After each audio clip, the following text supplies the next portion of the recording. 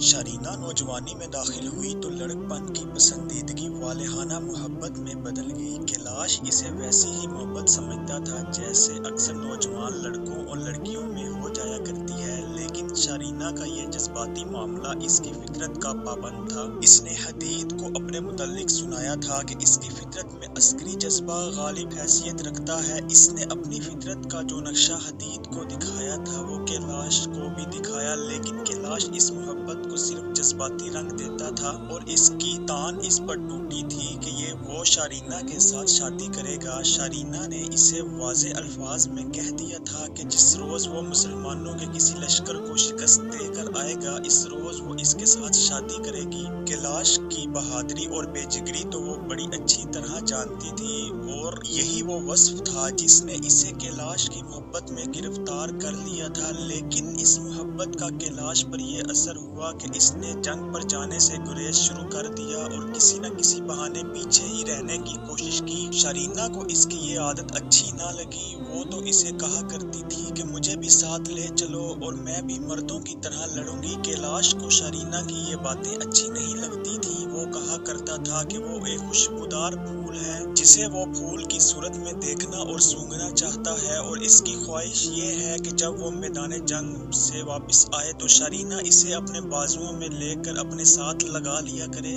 شرینہ پر اس کا اثر یہ ہوا کہ اس نے کیلاش کی جو تصویر اپنے ذہن میں بنائی تھی اسے کیلاش نے بدنما اور داغدار کر دیا۔ شرینہ نے اسے یہ تو نہ کہا کہ وہ جس کیلاش سے محبت کرتی تھی وہ کیلاش محض ایک تصور تھا اور شرینہ تصور پرست لڑکی نہیں بننا چاہتی۔ پھر یوں ہوا کہ خالد بن ولید، ابو عبیدہ، شرجیل بن حسنہ رضی اللہ عنہم اور دوسرے نامور سالاروں کی قیادت میں مجاہدین اسلام کا لشکر قیصر روم کے خلاف طوفان کی طرح بڑھا تو کیلاش کو حکم ملا کہ وہ اپنا چھاپا مار گروہ لے کر آگے چلا جائے اور مسلمانوں کی خیمہ گاہوں پر شب خون مارے۔ یہ جنگ طول پکڑتی جا رہی تھی اور ہر محاذ پر فتح مسلمانوں کی ہوتی تھی اور قیصر روم کی فوج پیچھے ہی پیچھے ہٹتی آ رہی تھی۔ شرینہ کے خیالوں میں وہ انقلاب آنے لگا تھا جو وہ بڑی تفصیل سے حدید کو سنا چکی تھی۔ کیلاش اس کے دل سے اتر گیا تھا۔ اس رات کیلاش بستیوں اور چھوٹی بڑی آبادیوں سے دور ایک جنگل میں شرینہ کے راستے میں آ گیا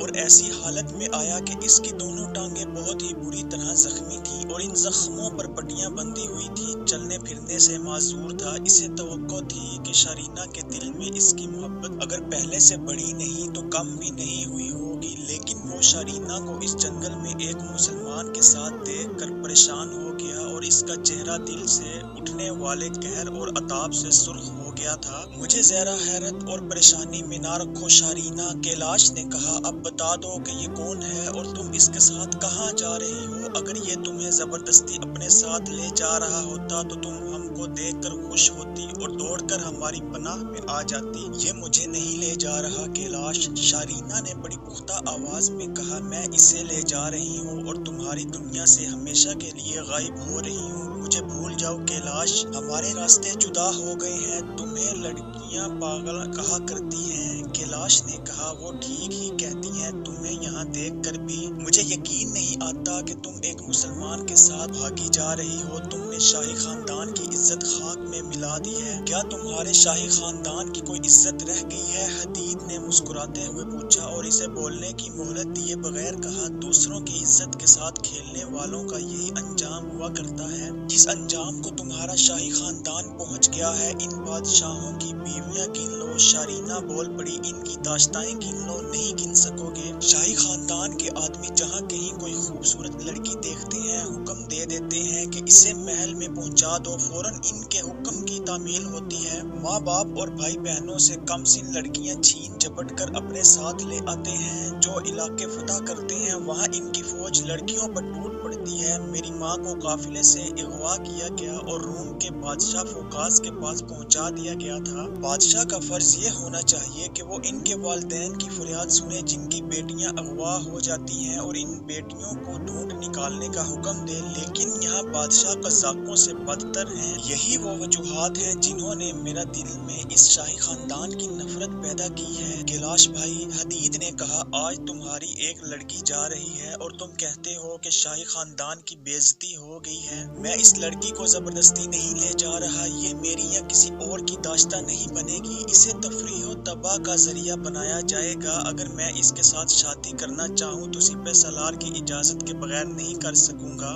ایسا بھی نہیں ہوگا کہ یہ سپہ سالار کو اچھی لگے تو وہ اس پر قبضہ کر لے گا۔ اسے ہمارے یہاں اتنی ہی عزت ملے گی اور اتنا ہی وقار ملے گا جتنا ہمارے خلیفہ کے گھر کی مستورات کو اور سپہ سالاروں کی بہو بیٹیوں کو ملتا ہے۔ عزت اور وقار دیکھنا چاہتے ہو تو میرے ساتھ چلو، وہاں تمہارا علاج ہوگا، اور تم نے اگر اسلام قبول کر لیا تو تمہاری عسکری قابلیت کے مطابق تمہیں عہدہ ملے گا۔ تم خوش قسمت ہو کہ میں زخمی ہوں۔ کیلاش نے کہا، میں زخمی نہ ہوتا تو تمہیں اس سے زیادہ بولنے کی مہلت نہ دیتا جتنا تم بول چکے ہو۔ حدید کی مسکراہٹ کچھ اور زیادہ کھل اٹھی اور اس نے کچھ بھی نہ کہا۔ کیلاش کے ساتھ جو دو سپاہی تھے وہ اس کے پیچھے بیٹھے ہوئے تھے اور شاید کیلاش کے حکم کے منتظر تھے۔ وہ اس گفتگو میں دخل نہیں دے رہے تھے۔ کیلاش ایک تو افسر تھا اور دوسرا شاہی خاندان کا آدمی تھا، یہی وجہ تھی کہ اس کے دونوں سپاہیوں کو بولنے کی جرأت نہیں ہو رہی تھی۔ کیلاش یہاں تک اس طرح پہنچا تھا کہ جب وہ اس کے دونوں سپاہی حدید اور شرینہ کو دور گھوڑے پر سوار نظر آئے تھے تو ان دونوں نے ان تینوں کو دیکھ لیا تھا۔ ان کا خیال یہ تھا کہ کیلاش اور اس کے سپاہیوں نے انہیں نہیں دیکھا، لیکن انہوں نے دیکھ لیا تھا۔ کیلاش کو کچھ شک ہوا تھا کہ یہ شرینہ ہے یا جو کوئی بھی ہے، اس کی شکل و صورت شرینہ سے ملتی جلتی ہے۔ اگر یہ شرینہ نہیں تھی تو آخر ایک خوبصورت لڑکی تھی اور اس کے ساتھ صرف ایک آدمی تھا، جبکہ کیلاش کے ساتھ دو سپاہی تھے۔ اس نے لڑکی کو پکڑنے کے لیے اپنے گھوڑے کا رخ ادھر کو کر لیا تھا۔ حدید اور شرینہ ایک بڑی لمبی ٹیکری کی اوٹ میں اپنے سفر کو جا رہے تھے۔ کیلاش کے گھڑ سوار سپاہی انہیں ڈھونڈتے پھر رہے تھے۔ کیلاش نے انہیں روک کر کہا کہ گھوڑوں سے اترے، گھوڑے پیچھے رہنے دیں اور باپیادہ دبے پاؤں انہیں تلاش کریں۔ کیلاش کہیں پیچھے رک گیا تھا۔ حدید اور شرینہ نے چشمہ دیکھا اور وہ جگہ انہیں اچھی لگی اور وہیں رک گئے۔ رات تاریک ہو چکی تھی اور پورا چاند ابھر آیا تھا۔ آخر وہ دونوں سپاہیوں کو نظر آ گئے، دونوں اکٹھے آگے آئے تھے۔ ان میں سے ایک نے کہا کہ وہ کیلاش کو اطلاع دینے جا رہا ہے۔ وہاں سے دوڑ پڑا اور یہ تھی وہ قدموں کی آہٹ جو حدید اور شرینہ نے سنی تھی، اور ادھر دیکھا تو ایک سپاہی کھڑا تھا۔ شرینہ نے اس سے پوچھا تھا کہ وہ دوڑتا آیا ہے۔ سپاہی نے یہ فریب کاری کی کہ وہ بھوکا بیکاری بن گیا اور روٹی کی بھیک مانگنے لگا۔ شرینہ نے اس پر کچھ غصہ جھاڑا تھا، لیکن اسے واقعی بھوکا اور مجبور دے کر کھانے کو کچھ دے دیا تھا۔ اتنے میں اس کا ساتھی کیلاش تک پہنچ گیا اور وہ کیلاش کو اور اپنے ساتھی کو گھوڑے کو ساتھ لے آیا۔ کیلاش نے جب شرینہ کو قریب سے دیکھا تو اس کی حیرت کی انتہا نہ رہی کہ وہ تو تھی ہی شرینہ، اور اسے یقین نہیں آ رہا تھا کہ شاہی خاندان کی ایک لڑکی جنگل میں ایک اجنبی کے ساتھ پڑاؤ ڈالے ہوئے ہے۔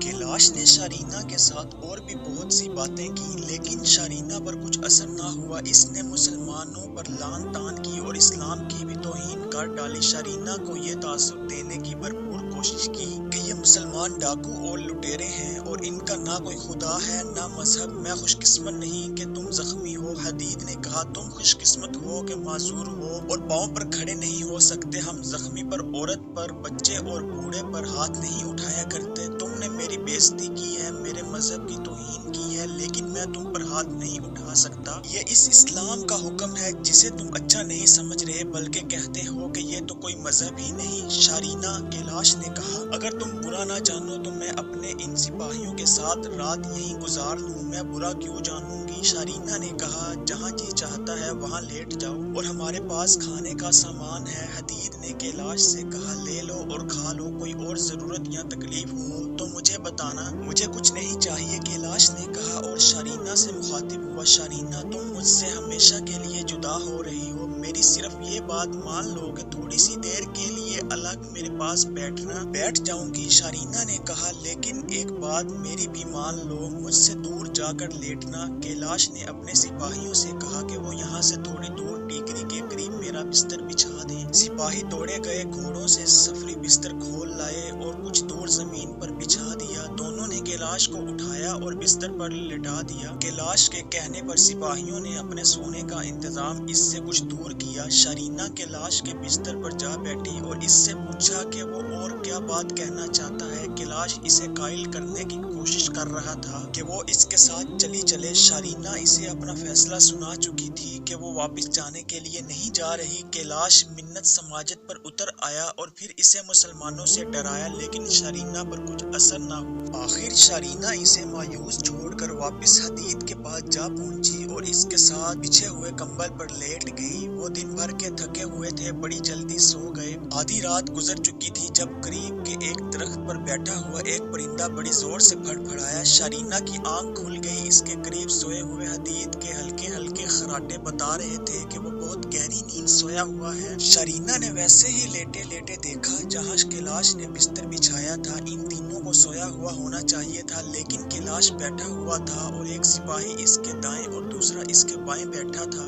और कैलाश सरगोशियों में इनके साथ कुछ बात कर रहा था। शरीना को एक ख्याल ये भी आया कि वो कैलाश को जाकर देखे और इससे पूछे कि वो अभी तक क्यों जाग रहा है। क्या जख्म इसे सोने नहीं दे रहा है या वो दर्द महसूस कर रहा है। इसने कुछ देर सोचा और जरा सी देर के लिए इसके दिल में रहम की लहर उठी। जख्मों के मामले में वो कैलाश की कोई मदद नहीं कर सकती थी, लेकिन इसे ख्याल आया कि कैलाश के पास जा बैठे और इसका ध्यान अपनी बातों की तरफ करके इसके जहन से जख्मों का ख्याल निकाल दे। वो उठने ही लगी थी कि इसके दिमाग में एक रोशनी सी चमकी और एक शक उभरा। शक कैलाश की नीयत पे था, वो ये कि कैलाश सिपाहियों से कह रहा होगा कि ऐसे तरीके से शरीना को उठा लाएं कि हदीद को पता न चल सके। मतलब ये कि कैलाश इसे जबरदस्ती अपने साथ ले जाने की साजिश कर रहा होगा। शरीना की नींद उड़ गई और वो लेटी रही और इन्हें देखती रही। वो सरगोशियों में कुछ कह रहा था और दोनों सिपाही बार बार शरीना और हदीद की तरफ देखते थे। शक और पुख्ता होता चला गया। आखिर दोनों सिपाही उठे और शरीना और हदीद की तरफ आने के बजाय दूसरी तरफ चले गए। शरीना कुछ हैरान होने लगी थी, ये दोनों इस तरफ क्यों जा रहे हैं। इसने ये देख लिया कि दोनों की तलवारें इनके हाथ में थी। दोनों साथ वाली छोटी सी टीकरी की ओट में हो गए। कैलाश लेट गया। शरीना कुछ और चौकस हो गई। इससे कुछ इत्मीनान होने लगा कि दोनों सिपाही किसी और मकसद के लिए इस तरफ चले गए हैं, लेकिन ये ख्याल भी आया कि वो अपने घोड़ों पर सीने डालने के लिए गए होंगे। आधी रात के वक्त इस जंगल में इनका और काम भी क्या हो सकता था। इस वक्त शरीना एक पहलू पर लेटी इधर देखती रही थी। अब इसने करवट बदलने की जरूरत महसूस की और पीठ के बल हो गई। इस वक्त चांद आगे निकल गया था, दरख्तों के साए लंबे हो गए थे। शरीना ने महसूस किया कि इस पर कोई साया पड़ रहा है जो पहले नहीं था। ये दो साए थे जिनमें से एक इसके जिस्म पर और दूसरा हदीद के जिस्म पर आहिस्ता आहिस्ता रेंग रहा था। शरीना ने अपना दिमाग हाजिर रखा और फौरन पीछे ना देखा। वो जान गई कि दोनों सिपाही इनके सरों की तरफ से दबे पांव इनकी तरफ आहिस्ता आहिस्ता आ रहे हैं। वो दोनों अकल के कोरे मालूम होते थे। इन्होंने चांद को नजरअंदाज कर दिया था जो इनकी पीठ की तरफ था। इन्होंने ये भी ना देखा कि वो अभी दूर ही थे कि इनके साए शरीना और हदीद पर पड़ गए थे। शरीना पीठ के बल पर पड़ी रही और इसने करवट न बदली, आंखें बंद कर ली। वो डरी तो यकीनन होगी, लेकिन ज्यादा डर ये था कि वो हदीद पर वार न कर जाए। इसे अपना नहीं हदीद का ज्यादा ख्याल था। शरीना का दिल बड़ी तेजी से धड़कने लगा। हदीद और शरीना के दरमियान 2-3 कदमों का फासला था। एक सिपाही इन दोनों के दरमियान आ खड़ा हुआ, शरीना की तरफ मुंह करके बैठ गया और अपना चेहरा शरीना के चेहरे के करीब ले गया। शरीना ने आंखें बंद कर ली थी और अब वो इस तरह आवाज पैदा करके सांसें लेने लगी जैसे गहरी नींद सोई हुई है। ये सिपाही उठा। शरीना ने कनखियों से देखा। दूसरा सिपाही हदीद के दूसरे पहलू की तरफ खड़ा था। शरीना ने देखा कि दोनों ने तलवारें हाथों में ले रखी थी। रात इतनी खामोश थी कि अपनी सांसों की आवाज भी सुनाई देती थी। इसे एक सिपाही की सरगोशी सुनाई दी। देर न कर, अब तो किसी शक व शुबा की गुंजाइश ही नहीं थी। दोनों सिपाही हदीद के पहलुओं के साथ लगे खड़े थे और इनके मुंह एक दूसरे की तरफ थे। ये समझना मुश्किल नहीं था कि वो हदीद को कत्ल करने आए थे। कोई वक्त नहीं था। तलवार हदीद के पास थी जो इसके पहलू के साथ रखी थी। शरीना के पास खंजर था जो इसने अपने कपड़ों के नीचे उड़स रखा था। सिपाही जो शरीना और हदीद के दरमियान खड़ा था वो झुका। शरीना ने देखा वो हदीद की तलवार उठा रहा था। शरीना आहिस्ता आहिस्ता अपना दायां हाथ अपने कपड़ों के अंदर ले गई। दूसरा सिपाही जो हदीद के पहलू के साथ खड़ा था वो शरीना की इस हरकत को ना देख सका, क्योंकि इसके सामने सामने इसका साथी खड़ा था। जो ही ये सिपाही हदीद की तलवार उठाने के लिए झुका, शरीना बड़ी तेजी से उठी, खंजर निकाला और झुके हुए सिपाही के पेट में इस जगह पूरी ताकत से उतार दिया जहां दिल होता है। इस सिपाही ने सीधा होने की कोशिश की, लेकिन इससे पहले कि वो पीछे को देखता, शरीना ने ऐसा ही एक और भरपूर